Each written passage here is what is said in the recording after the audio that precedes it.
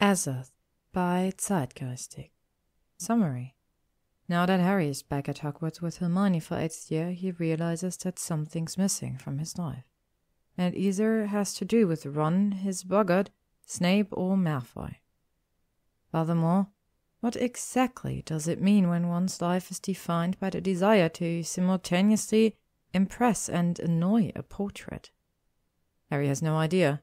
He's too busy trying not to be in love with Malfoy to care. Chapter 1. Purgation. Azoth is the essential agent of transformation in alchemy, name given by ancient alchemists to Mercury, the animating spirit hidden in all matter that makes transmutation possible. Purgation, the purification or cleansing of someone or something. Christmas 1998. It was Christmas Halls that Harry first recognized his platonic marriage to Ron Weasley was in the final, anticlimactic throes of death. The realization sent him reeling like a bludgeon to the face. 7 years, and this is how it ends, he thought. His brow furrowed as he tried to understand what the loss of a best mate would mean to his life. The Weasleys were ignorant of this sudden bout of inner hysteria, and as happy as they could be, short one member. He and Hermione, fresh off a portkey from Australia, sat at one end of the Burrow dinner table and felt distinctly out of place. "I passed the lost character assessment on Friday," Ron was saying, a fork of Christmas screws paused halfway to his mouth. "Can you believe it? I'm a real aura trainee now. Just 2 years to go. The class is pretty small, actually. You never think so, with it being such a brutal job, but—" Hermione leaned into Harry, her shoulder pressed against his, warm and solid. "No second thoughts," she whispered. Harry shook his head a fraction, and made a show of shoveling peas into his mouth before Ron noticed their side of the conversation. "Not without dudes." They'd had this conversation before. The first time after Kingsley suggested letting all 3 of them into the Aura program on their names alone, and Ron had immediately said, "Brilliant," before either Hermione or Harry could get a word in. He was happy for Ron. Happy he would be first of the 3 of them to be in Aura. The early start would give him a chance to make friends and prove himself without being in Harry's shadow, which was all to the good in Harry's opinion. Let Ron have his gushing. It was just that he'd never been apart from Ron for so long, and Ron was doing well in the program. Really well. Without Harry. Without Hermione, even. What did that mean? "And I'll find out who my training partner is at the new year. I hope it's not Michael Corner." "Michael Corner's in the Aura program?" Ginny asked, rather too interestedly in Harry's opinion. But then again, it wasn't like it was his business anymore. He lost that privilege the moment he told her he didn't want to try again, and she'd frowned at him and said, "I figured this would happen." He was still trying to figure out what she'd meant by that. "Unfortunately," Ron said around a mouthful of mash, "and his mate Goldstein will prick." "Ronald!" Mrs. Weasley said. "Sorry, Mum, but he really is," Ron added to Harry and Hermione. As if they'd never met Goldstein before, or had classes with him for 6 years. "Oh, hey, how are your parents?" Hermione froze. Harry reached beneath the table and clenched her hand in what he hoped was a comforting manner. Of course this topic would come up. It was just that neither of them had expected it to come up at the dinner table only 30 minutes after their arrival. In hindsight, they should have known better. The swearing would come any minute now. Harry tensed in anticipation.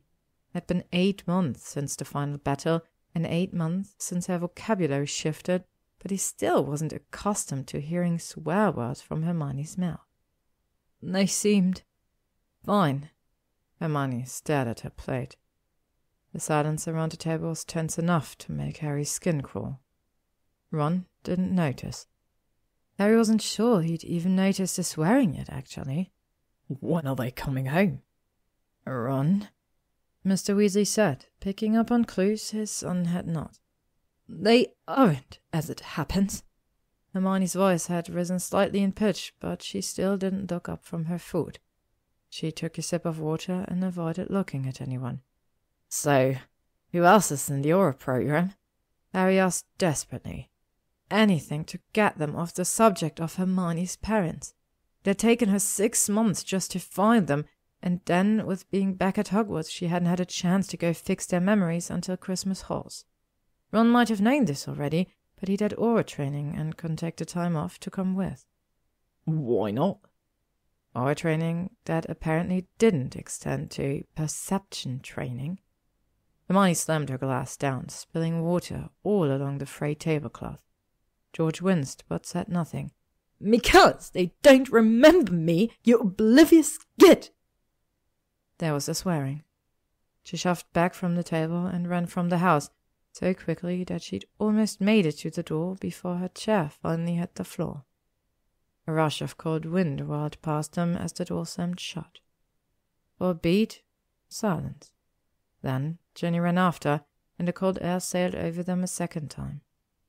Harry tipped his head back and wondered if he believed in God, and if so, would God give him the strength to bear the things he could not change, etc., etc. He looked back to find every assembled Weasley staring at him. He sighed. It didn't work, Ron. That's why she's here. And not, home with her mum and dad. We couldn't reverse the spell. And then the Wilkinses called the police on us. The what? The auras, Harry bit out, and shoved his own chair back from the table. It remained upright. May I be excused? He said to Mrs. Weasley, but it wasn't really a question. The door slammed behind him as he left. Ron did manage to see them to the station on the day they were to return to Hogwarts.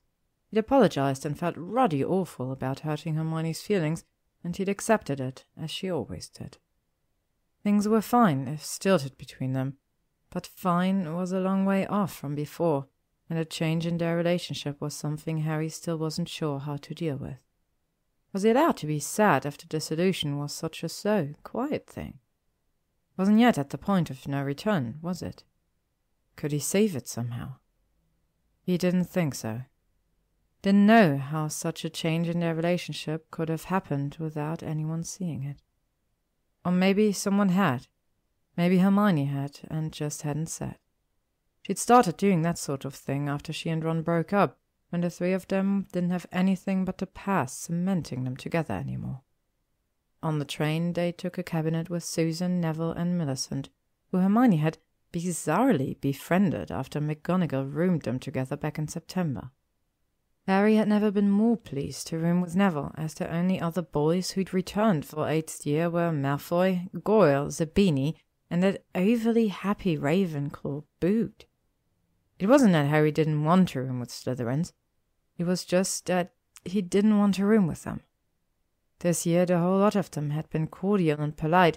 When Malfoy did that sort of thing, it made Harry think of how shit it would have been to have accidentally killed him in 6th year.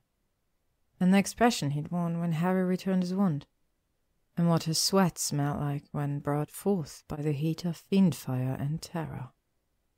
Sometimes he replayed that moment in his head and tried to figure out if the ghost memories of Malfoy's fingertips pressing against his sides were real or imagined.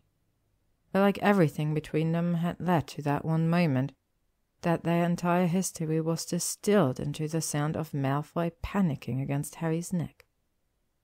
When he compared that feeling to the thought of his tired, fading best mateyness with Ron, he wasn't sure if the changes originated in himself or in Ron and Malfoy. While he and Hermione had only grown closer in their belated 7th year, Ron now seemed like an entirely different person. Maybe he was a different person. Was this what he would have been like all along if he hadn't been friends with Harry? Confident and self-assured and happy? The thought disturbed him. Beside him, Hermione and Millicent took up a heated debate that included basilisk quick repartees and repetitive utterances of Euclid and elements, and once the volume of their argument had risen, 12 fucking full way and set theory and asymptomatic arithmetic analysis for Merlin's sake.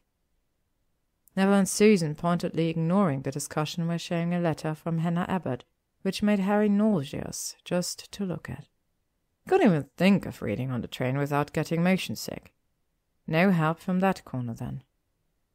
Thus adrift, he leaned against the window and determinedly did not think of whether his friendship with Ron had been detrimental to Ron's life, or whether he could define the entirety of his acquaintance with Draco Malfoy with a single broom ride. Atheists, said McGonagall that evening, will be meeting monthly for their former heads of house for a final career preparation session.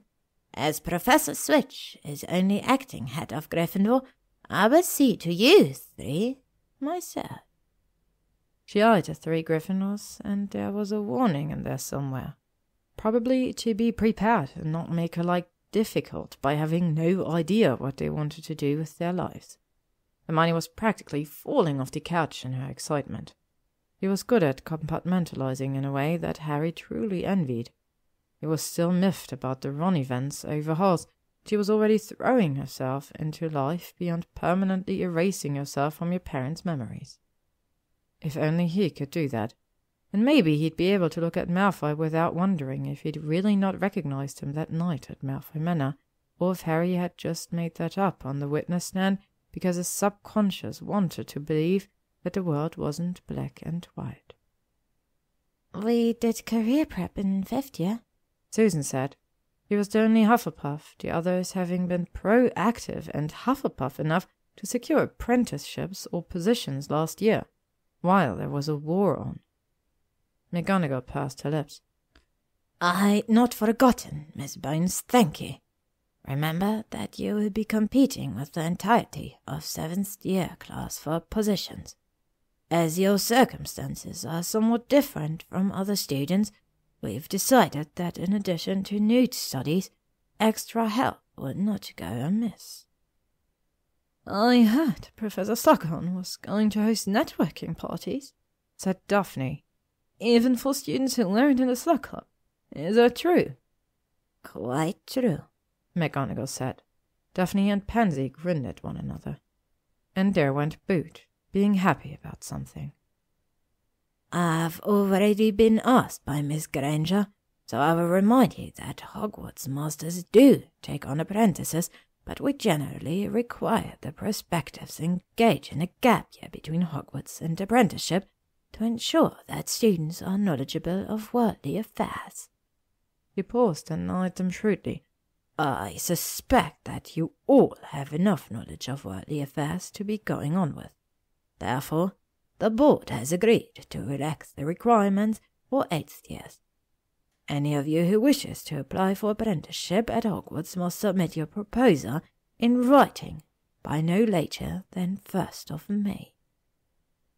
As if there will be any apprenticeships left open for us, the Beanie muttered, but the room was quiet enough that McGonagall heard it. Things change, Mr. Zabini, she said. I would remind you to remember that. Now, I'll say good night. The portrait creaked as it closed behind her. It was just the 12 of them alone, in the common room together, as if they'd never been in 4 different houses, or, in Harry and Malfoy's case, never tried to both kill and rescue each other. Neville scooted in, his mouth stretched with a grin. Do you think Professor Sprout taking me on? Obviously, Malfoy drawled. Hermione Neville turned to him, mouth parted, and too surprised by the veiled compliment to remember he didn't do so well looking at Malfoy, Harry followed. Next to him, Zabini had his head leant back against the bricks, an expression of exacerbation on his face. Harry could well understand that. He was waiting for the punchline himself. It didn't come. Really? Neville said, probably before he could catch himself. Really, Longbottom? Millicent said brusquely, not looking up from her arithmancy book. Honestly, one would think you didn't slay a 20-foot snake with a sodding mythical sword. Neville smirked as he picked himself up from the couch. True. Well, I'm off to the greenhouses. Ta! With no Ron to distract him with more entertaining pursuits, Harry worked steadily through his charms homework. Yet McGonagall's pronouncement about additional career counseling nagged at him. He would ask him if he was still on track to be an Auror, and he would talk about his improved marks and potions, especially now that he was under his 2nd year with Slughorn. And then there would be an awkward silence where she expected the meeting was over, and Harry refused to leave because he was bursting to scream, "I don't want to be an Auror," but was too chicken shit to actually say it. The common room had cleared, save for the Slytherins still huddled together in their protective formation by the fire. They seemed to negotiate homework help like prize Abraxans, and tonight was no different. Millicent was driving a hard bargain with Goyle that involved things Harry'd rather not think on. They were far enough away that Harry could voice his thoughts to Hermione and not worry about sniggers from them at least. Watch her calculating out some horrific-looking mathematical expression and tried to decide whether or not to bother her. He was sure it was a stupid question, but it just wouldn't leave him. "What sort of career do you think I might have done, if there hadn't been Voldemort?" he finally asked. It was a credit to Hermione that it didn't even faze her enough to look up from her arithmancy. "I don't know, Harry. So much of you." She broke off, looking horrified. "What?" Slytherin started cackling across the room, and Harry's face turned red, even though he knew they couldn't hear him. That meant maybe it was Hermione's reaction that was causing it. He had no idea why she'd stopped talking, but the look on her face told him that she just realized something horrid. Something where he was found wanting. Hermione shook her head, set her parchment aside. "What did you love before Hogwarts?" He shifted uncomfortably. "I don't know. Not much.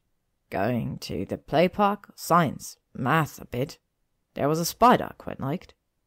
The expression on Hermione's face remained pain. She said, carefully, "You are very altered by your experiences with Voldemort. You were so young and you didn't have a lot of stimuli before Hogwarts." There was a pregnant silence. It took him a moment to parse the treacly words and find a meaning beneath. "So you're saying that none of me is me, and I'm just what Voldemort made me?" Hermione pulled her legs up beneath her bum. "It was her. We'll be here a while, Pose." She shook her head a fraction. "I don't know, Harry. Do you think you had a proper chance to learn to love different aspects of magic? You've always had to judge magic on how valuable it could be to you in a fight, not how much you liked doing it. But there's so much more to magic than defense. So many more amazing, transcending aspects to it.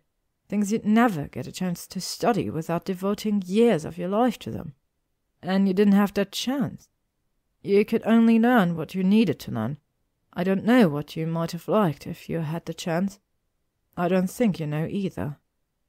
He frowned, staring down at the growing splotch of green ink on his charms essay. "What kind of magic do you think is best?" "All of it," she said with a wry grin. Supposed he should have guessed that. Gave her a tentative smile back, and she added, "Arithmancy, I suppose. You can do so many brilliant things with it. Spell creation, curse breaking, ward setting. Amazing, unlimited magic." Harry frowned. "I'm not particularly good at any one branch of magic." "You haven't had the time to get good at any. 7 years and no time. It seemed ludicrous. Of course he'd had the time. It was just that he'd always placed more value on other things, on the war, on Ron. Couldn't say that it had been a bad choice. Their friendship was fading now, but for 7 years it had been the brightest thing in Harry's life. Now it was soft and worn, but where the knowledge of it had once made Harry warm, now left him with a clammy, resigned feeling like he was developing a cold. Maybe he could get good at one field of magic this year, one that would fill the hollow Ron's presence had eroded into him. He still had a term left, and he could decide what he wanted to do. It was never too late, and all that rot. The door to Hermione and Millicent's room swung open, and Millicent's white cat spat out, yowling. It had something red wrapped all around its face. Hermione made a pained noise. "Are those your knickers, Mill?" Pansy asked, cackling. Millicent had already jumped up and was trying to corner the cat. "No, they're Granger's." Hermione swore under her breath. Harry was frankly impressed with the variety of words and combinations thereof that Hermione could come up with when she put her mind to it. However Hermione wanted to deal, Harry was on board. "How does Mill know what your knickers look like, Granger?" Zabini called. "Peep!" Millicent bellowed. The cat dashed through her legs and tore out of the portrait hole as Neville was coming in, nearly knocking him flat on his bum. "Someone's knickers are on the cat," Nev said, cocking a thumb over his shoulder as the portrait shot behind him. "Red ones." Hermione made that pained noise again. She jumped up. "I think I left my arithmetic notes in the library." "Coming with?" Harry said quickly. The 12 of them did all right on their own, even considering their different houses, but he didn't think it was looking good for the rest of the night. "How bloody humiliating," she said when they were out of the common room. "No doubt some enterprising Slytherin will find them on the Quidditch pitch in the morning. A sticking spell later and everyone will know my bum size." "We could check the map for Peep." Merlin, what a stupid name. Hermione snorted but shook her head. The cat was long gone by now, probably in Slytherin territory. "I hate that bloody cat. Leaves white fur all over my robes and he's afraid of everything. This morning my Wonderland buzzed and he tore down one of the hangings from Millicent's bed trying to escape. Crookshanks loves him. No idea why. I think they might be, well, friends," Harry suggested hopefully. She shrugged. "Crookshanks is an adult, and however he likes to spend his time is his concern." They trundled down the stairs, both skipping a trickster out of Heartland habit. Harry wasn't sure where they were heading, but he wasn't in a hurry to get back. He liked the change of pace from always having something that needed his attention. Hermione wasn't untensing, though, so he supposed he was going to have to broach the forbidden subject, if only to get it out of the way. "Was that an elf from Ron I saw waiting when we got in?"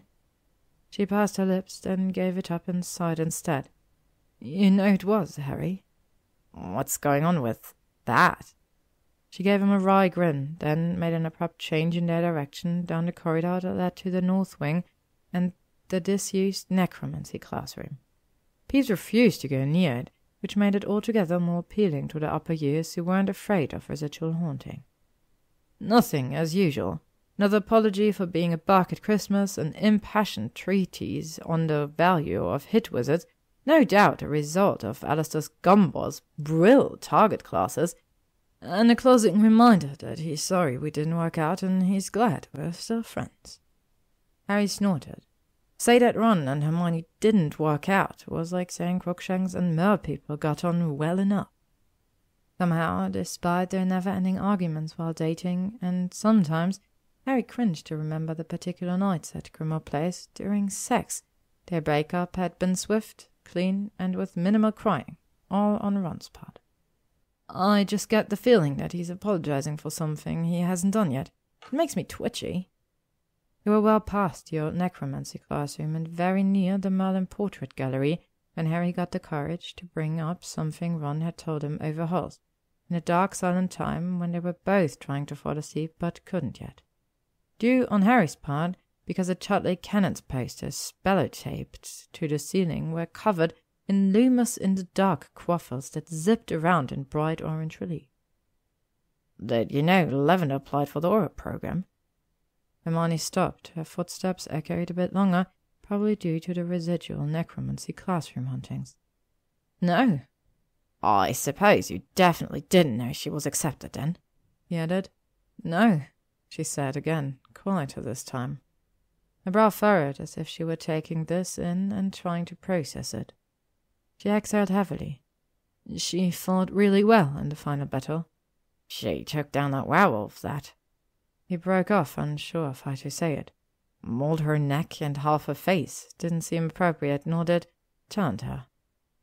It was so bland as to be offensive because what the werewolf had really done was destroyed everything she'd ever valued. But then Lavender had got up and decided to value something different. Ron saw something fierce and attractive in that. Harry couldn't very well blame him. He saw it too, just didn't want to sleep with her. Ron will be an exceptional Aura, Hermione decided. He's very good at Constance Vigilant. Harry choked. "Hermione," he said, but he was laughing. She shrugged one shoulder, unrepentant, and they pressed their lips tightly together as they passed a glaring portrait of the Lady of the Lake. And then another, and by the time they'd cleared the gallery, he was pretty sure they were both back to wishing Ron was with them, even though they both knew he was better off with the Auras. Sometimes, was just so unnatural to be without him. Like they'd all been made from the same molecules, and even when he was far away, they could sense him in a way that they were incomplete themselves. "I don't want to be in Aura," Hermione said sometime later, and Harry knew it wasn't because of Lavender or Ron or anything like that. Hermione was just tired of fighting all the time, and Harry could understand. "I never did." "I know," he said. A scuffling sound caught their attention, and they jumped as if they were still 30 years out with the map and no common sense. Hermione giggled and slapped her hand over her mouth, eyes wide. Why did things have to change? Harry wondered. In moments like this, he remembered the magic and novelty of Hogwarts and how it had always felt like home. The only place that had felt like home. He could close his eyes and hear Hermione giggle, and it would be the first year all over again. I could close them and see Malfoy's wide, frightened eyes and feel his knees digging into the outside of Harry's thighs as if he were the one controlling the broom, not Harry. The scoffing came closer, followed by a harassed meow, and just for the hell of it, Harry lifted an eyebrow at her, questioning. He nodded and they took off running, as if Mrs. Norris could actually get them in trouble these days. They rushed down the back stairs, took lefts and rights without thought, no care whatsoever where they ended up, but enjoying the game of losing Mrs. Norris. Up ahead there was a classroom door ajar, with a faint blue light seeping out in the hallway. He grabbed Hermione's hand and tucked her in. They fell against the door, breathless, laughing. She turned her head to him, a little smirk on her lips. "You silly bugger." He laughed. It came out breathy and exhausted and happy. He didn't look on his other side. He wouldn't notice that it was just the two of them. "You followed." He remembered the blue light as he regained his breathing. Hermione was already looking around for the source of it.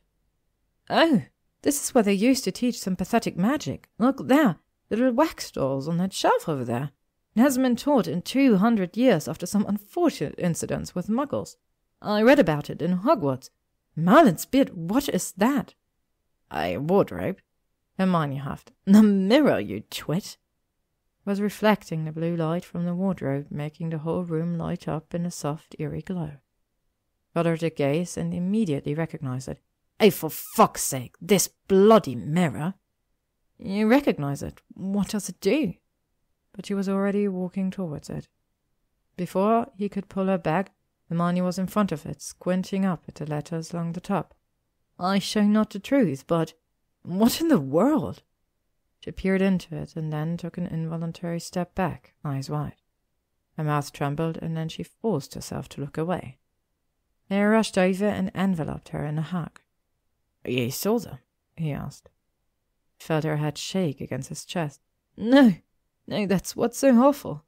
I just saw myself as a master arithmancer with a book deal, and I had a partner, and Crookshanks, and you were there, and Ron too. I didn't see them at all." "But they're safe," Harry reminded her. "You saved them, you loved them enough for that. Just because they aren't in one glimpse of your heart's desire doesn't mean you're a bad daughter." "They don't have a sodding daughter," she muttered. He half wished she would cry. She hadn't done even once. But maybe she really didn't need to. Wars changed people, as Hermione's vocabulary could attest. "What are you seeing?" Looked over her shoulder, stared in confusion. Hermione felt him stiffen and pulled away to look, so she would be able to see the same thing he was seeing. What is it?" "I don't think it's working for me. I don't see anything." "Anything at all? It's blank." "I just see me, right now, like looking in a normal mirror." She elbowed his ribs a bit. "Something you'd like to share with class, Mr. Potter?" He shuddered. That sounded entirely too like McGonagall. Gross.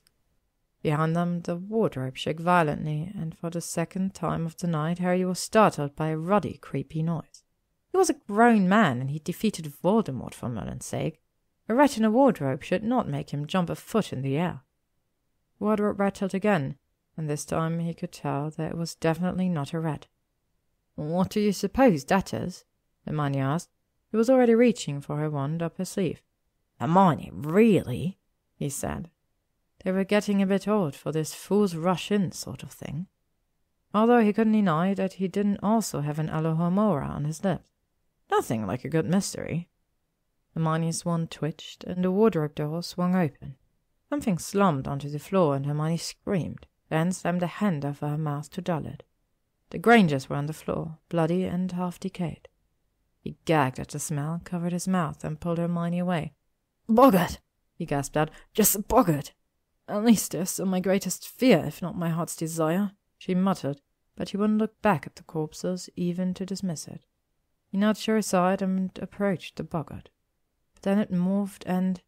"Fucking hell!" Hermione turned at his exclamation, but she was far enough away now that the boggart didn't notice her attention. He heard her gasp. "Harry," she whispered. Yeah, that was pretty much the sum of it, because his boggart was himself, right now, like looking in a normal mirror. He stood there frozen, heart pounding. Boggart self stared back. "Ridiculous," said Hermione. The boggart transformed into Harry and Malfoy snogging, and Hermione sniggered. It should have been funny, Harry thought. It really should have. It was just that it sort of gave him a bit of an erection instead. He was so wrong-footed by the unexpected reaction that it took him a moment longer to comprehend the enormity of what just happened. His heart's desire and his greatest fear. He swallowed. What does that even mean? Hermione hesitated, swished her wand, and dismissed the boggart Harry Malfoy altogether. "I don't know. The mirror and the boggart can show deep thoughts, but they can't put them into context. Only you really know how to pass the images." "Right," he said, nodding. "But how can I be both my own greatest fear and heart's desire?" She didn't have the answer for that. To be continued. Thank you for listening to Azoth by Zeitgeistic. If you would like to stay up to date on upcoming chapters and stories, you can follow me on YouTube, Spotify, or AO3.